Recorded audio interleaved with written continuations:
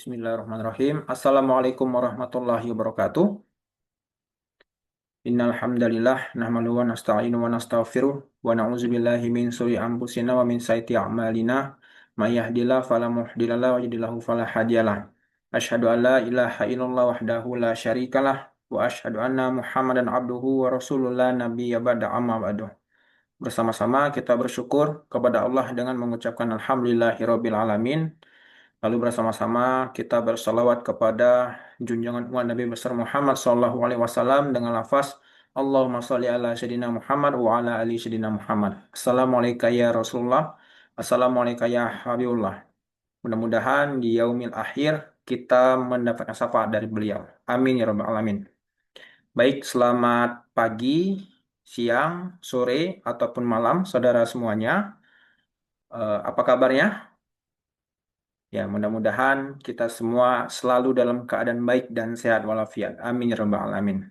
Salam sejahtera buat kita semua. Om Swastiastu, Namo Buddhaya, salam kebajikan. Baik saudara semuanya, pada kesempatan kali ini saya akan mengirimkan video bahan ajar untuk pengantar materi perkuliahan kita minggu ini, yaitu berkenaan dengan mata kuliah psikologi konseling. Nah, mari kita buka dengan bacaan basmalah. Bismillahirrahmanirrahim. Baik, saudara semuanya, sebagaimana kita lihat di layarnya masing-masing, bahwa untuk tujuan materi minggu ini, yaitu dapat memahami tentang bullying, bahaya perilaku bullying, pendekatan penanganan korban dan pelaku bullying, dan bullying dalam perspektif moderasi beragama. Oke, sebelum kita masuk ke materi, ini ada ice breaking untuk kita cermati bersama. Nah, ada pertanyaan di sebelahnya. Yang pertama, gambar apakah yang Anda ketahui? Itu yang pertama. Yang kedua, bisakah Anda menemukan orang pada gambar tersebut? Ya, silahkan di-pause. Nah, kita lanjut ke slide berikutnya. Nah, ini untuk jawabannya. Jadi jawaban nomor satu itu, saudara bisa saja melihat ada ya pohon seperti yang saya sampaikan tadi, ada gambar seekor burung, atau pekarangan dengan pohonnya. Semua jawaban yang ketika saudara menjawab, ada daun Pak, lalu ada ranting Pak, ada terlihat di sini tanah Pak, atau di depan sana ada terlihat air Pak. Nah itu semuanya benar. Nah yang nomor dua ini, yang mana kira-kira secara visual terlihat seperti orang. Nah ini yang ada di lingkaran merah itu, jika kita lihat dalam visual, mungkin bisa kita tutup satu mata, maka terlihat seperti orang, namun bukan real orang gitu ya. Oke, sebelum kita masuk ke materi juga, di sini saya sampaikan dulu literatur atau bahan sumber dari materi-materi yang nantinya akan kita bahas. Yang pertama itu dari Al-Mizri, W, Firman, F, Netrawati. Nah ini yang Al-Mizri W ini saya sendiri, Wahyu Al-Mizri ya. Jadi dibalik Al-Mizri, W. Nah, ini dua artikel yang sudah saya publikasikan. Yang pertama itu judulnya di tahun 2022 ya, judulnya The Role of Guidance and Counseling Teacher, Reducing Bullying Behavior Psychoeducation Group. Nah, yang kedua itu ebook based group counseling with contingency contracting to reduce bullying among Islamic boarding school. Nah, untuk artikel yang pertama itu saya publish di jurnal Neo Counseling. Ini jurnal yang memiliki akreditasi Sinta 3 ya pada saat itu. Nah, yang untuk nomor 2 itu di Al-Islah, Jurnal Pendidikan. Ini akreditasinya juga Sinta 2. Jadi yang pertama dari Sinta 3, yang kedua ini Sinta 2. Oke, yang ketiga itu sumber, eh, ini buku ya, dari Corey Gerald tahun 2016 tentang teori and practice of counseling dan psikoterapi. Ini bukan dan ya, tapi and psikoterapi dari American Thompson yang menjadi publishernya. Lalu yang keempat ada Hartini dan Ariana tahun 2016, judulnya Psikologi Konseling, Perkembangan dan Penerapan Konseling dalam Psikologi. Nah ini publishernya Airlangga University Press. Lalu yang terakhir Nugraheni Putri Febrianti tahun 2020 tentang psikologi konseling, sebuah pengantar bagi konselor pendidikan. Publishernya Prenada Media. Next. Oke, dalam pergaulan di sekolah sering kita jumpai ya perilaku siswa yang suka melakukan untuk mengejek, memukul, mengintimidasi, mengompas, atau mengompas ini bisa diartikan seperti memalak, yuk kutip-kutip uang, kutip-kutip duit gitu ya. Kalau misalnya kita dulu pada saat sekolah, lalu memfitnah dan sebagainya. Nah, perilaku-perilaku demikian, perilaku-perilaku yang kita sebutkan, yang kita lihat ini adalah perilaku bullying. Nah, ini nanti akan kita bahas secara runut, apa itu bullying, lalu apa saja jenisnya, bagaimana pendekatan yang bisa kita lakukan sebagai ahli yang profesional, sebagai konselor maupun sebagai psikolog, dan apa sih kaitannya dengan moderasi beragama. Nah, ketika saudara dulu waktu di sekolah pernah mengalami hal demikian, seperti mengejek secara verbal, kalau kita tuh kadang ada teman yang eh, berisi, berisi itu dalam arti eh, apa ya, berat badannya yang lebih gede gitu ya daripada kita. Nah, kalau misalnya ada teman kita ataupun kita yang mengejek, "Oi, gendut, gendut." Nah, itu sudah termasuk dalam hal perilaku bullying. Nah, apalagi kalau sampai memukul. Nah, itu sudah bentuk kontak fisik ya. Tentu secara eh, awam, secara orang-orang yang mengetahui secara umum tentang bullying itu, tentu orang yang lebih dominan, yang lebih memiliki power yang kuat daripada orang yang menjadi korban gitu. Nah, termasuk juga mengumpas, seperti memalak, "Oi, oi, duit, duit." Nah, gitu kan. Itu juga termasuk dalam hal mengumpas, termasuk dalam hal perilaku bullying.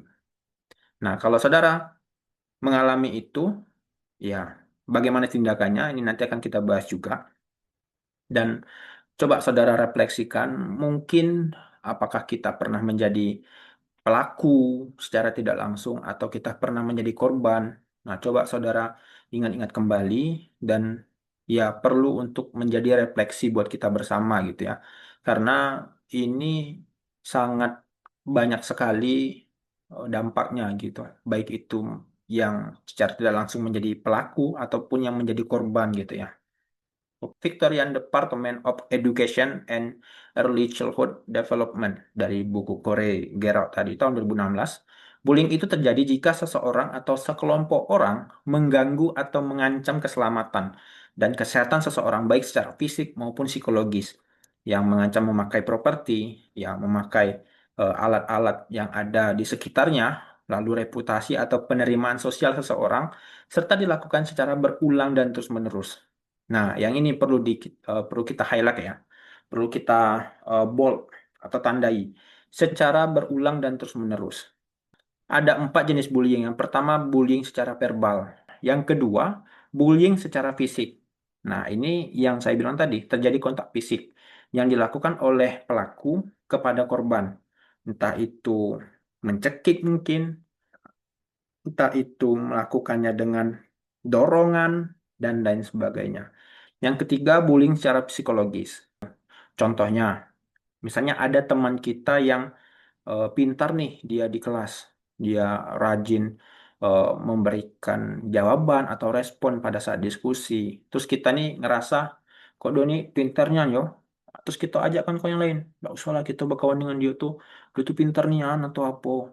Terus teman yang kita anggap pintar tadi, dia merasa kok aku dijauhi sama teman-teman yang lain gitu. Nah, itu sudah termasuk secara psikologis.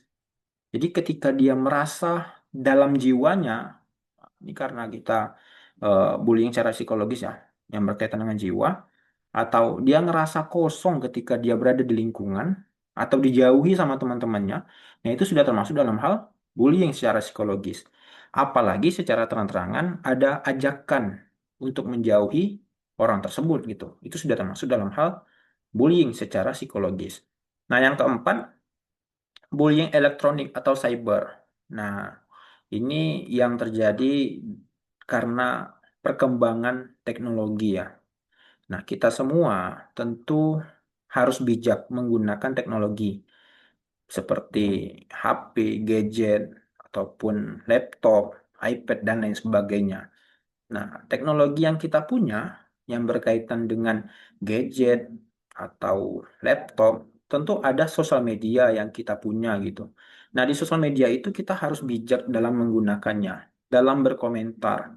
Selanjutnya, nah ini poin pentingnya, bullying dan moderasi beragama. Nah, moderasi beragama kita itu menekankan sikap toleransi, ya saling menghargai gitu ya. Lalu keadilan dan keseimbangan dalam berinteraksi sosial. Bullying bertentangan dengan nilai dasar agama. Ada menghina, ada merendahkan dan menyakitkan orang lain.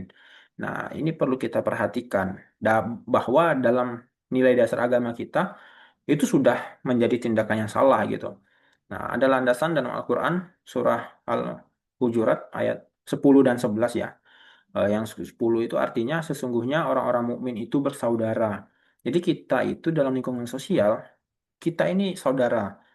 Apalagi kalau misalnya satu agama, berarti saudara seiman gitu. Kalau beda agama berarti apa? Saudara setanah air gitu ya. Nah, lalu ayat 11 Al-Hujurat, janganlah suatu kaum mengolok-olok kaum yang lain dan jangan saling mencela serta memanggil dengan gelar yang buruk. Nah, ini tadi yang saya bilang label. Jadi kita itu harus bisa eh, berbuat baik aja lah di lingkungan sosial gitu ya. Jangan suka ikut-ikutan teman yang salah gitu ya. Nah, kita jangan suka mengolok-olok orang lain. Oke, selanjutnya pendekatan psikologi konseling. Ada pendekatan untuk korban. Yang pertama itu pendekatan empati dan dukungan emosional. Nah, tentu di sini kita harus memiliki rasa kepedulian yang tinggi gitu ya. Sebagai ahli yang profesional, baik itu sebagai konselor maupun psikolog, untuk berempati dengan korban. Nah, harusnya ada sisi altruisme namanya. Altruisme itu lebih dari empati gitu ya. Lalu yang kedua, memberikan ruang aman untuk bercerita. Yang ketiga, penguatan kepercayaan diri dan self-worth. Nah, yang keempat, pendampingan konseling. Nah, di sini tentu harus ada pendampingan profesional untuk si korban gitu ya. Karena eh, korban ketika dia sudah mengalami bullying, baik itu yang ringan maupun yang berat, tentu ada dampaknya, baik itu secara psikologis maupun secara fisik. Kalau fisik itu perlu kita panggil atau perlu kita kasih tindakan referral gitu ya, kerjasama dengan dokter kalau misalnya memang perlu ada tanganan medis. Oke, selanjutnya pendekatan pendekatan untuk pelaku, ya pendekatan edukatif, bukan hanya hukuman ya. Artinya kita memberikan edukasi kepada pelaku bahwa tindakan yang dia lakukan merupakan tindakan yang salah. Yang kedua, mengembangkan empati dan kesadaran dari dampak perilaku gitu. Nah, artinya kita mengembangkan empatinya tadi dengan contoh-contoh yang relate ataupun dengan orang terdekatnya. Yang ketiga, pembinaan karakter dan kontrol emosi. Yang keempat, konseling perilaku, behavioral approach. Oke, pendekatan terpadu. Nah, ini kolaborasi dosen atau guru, konselor, dan lingkungan sosial. Membangun budaya anti-bullying berbasis nilai moral dan agama. Kalau ini terjadi di perguruan tinggi, tentu perguruan tinggi tersebut harus membangun budaya anti-bullying. Kalau perlu di sekitar kampus, harus dipasang CCTV dan ada warning anti-bullying gitu.